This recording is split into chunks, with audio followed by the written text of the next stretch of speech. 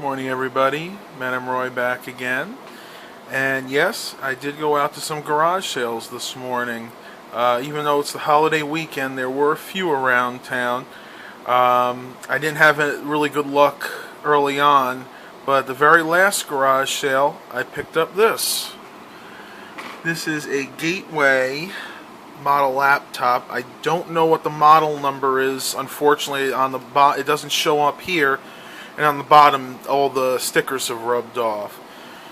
But I can tell you that it has AMD Turion 64 X2 dual-core processor, and it was originally running Windows Vista.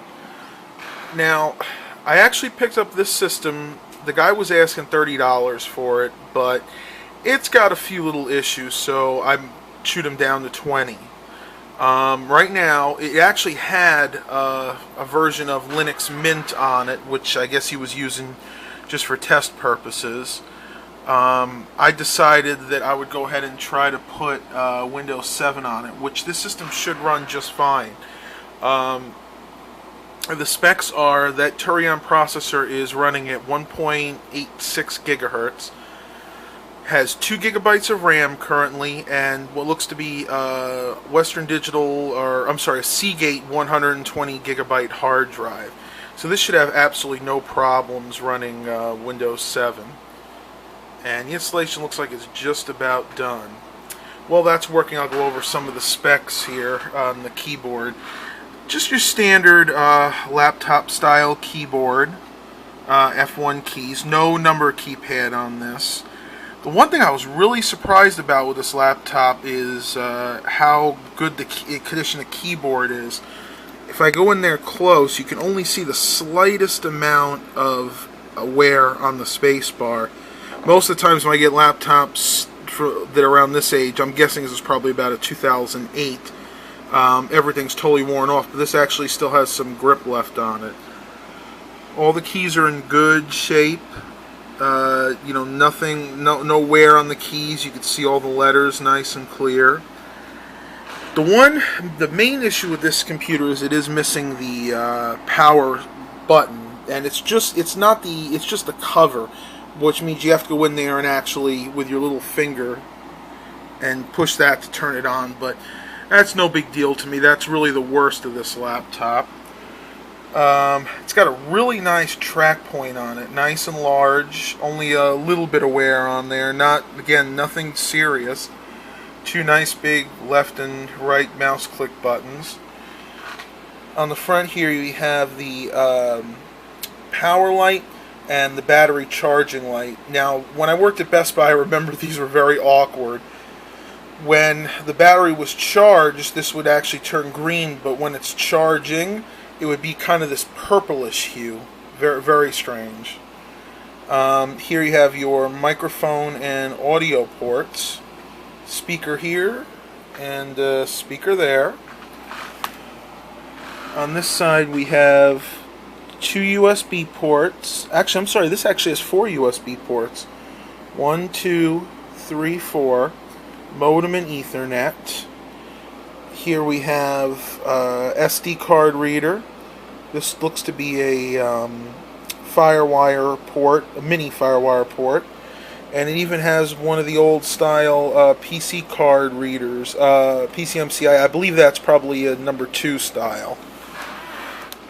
On this side, we don't have too much. We have the dual layer DVD burner. I believe it's a dual layer. This is a grill. Yes, it is a little broken there. But that's no big deal. It's just the plastic part. And we have the this is either a...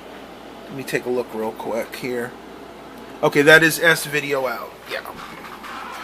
We'll go around back real quick. And the only thing that is on the back over here is just your standard VGA port. And that's a quick overview of the laptop. Let me go ahead and finish the installation, and then I'll show you a little bit in the Windows environment. Alright, we're back. It's been about a day. I've been installing updates and programs. I'm almost done. I'm putting Nero on it right now, Nero 12, and then I got to put antivirus, probably use Avast on here, and it should be done. One thing I have noticed about this laptop is the battery is about on its last legs. It holds a little bit of a charge, but you can see Windows says consider replacing your battery. I'll probably just leave it alone for a while because it does hold a charge, I would say probably for about an hour. I checked on eBay. Batteries for this are actually really inexpensive, like $15. So far, everything looks good. Go in here, go over the specs one more time.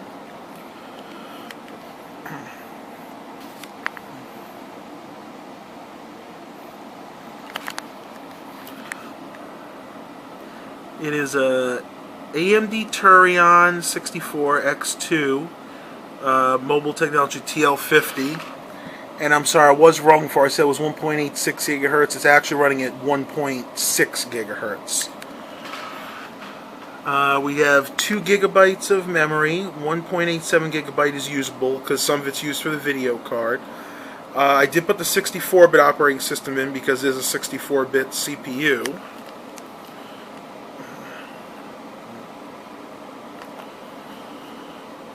Go into the system rating here, and it actually only gets a 2.1, but I think that's because it's got a pretty weak video card. It is discrete. It's an ATI Radeon Express 1100 series. Why Aero only gives it 2.1, I don't know. Again, I don't put a lot of faith into these scores, but it helps a little bit. 4.2 on the processor is not too bad. 5.1 for the memory, 3.0 for gaming graphics, and the hard drive at a 4.4. I will probably rerun this assessment once I'm done, and it might go up. And if it does, I'll note that in the video description. And I thought originally this had a built-in webcam, but it doesn't. When I look closer, you can see it's just some pads for when the screen goes down here. But that's okay. I can use my tablet for Skyping if I need to. Anyway, that is a review of my $20 Gateway laptop. Oh, and I did find out let me see if I can get to it. I did find out the model number. It's underneath, and it's right there. It's model MA3. As you can see, a lot of everything else is rubbed off, even the product stickers rubbed off on it as well. Alright guys, if you have any questions, please leave them in the comments, and look for future videos coming really soon. Have a good day, everybody.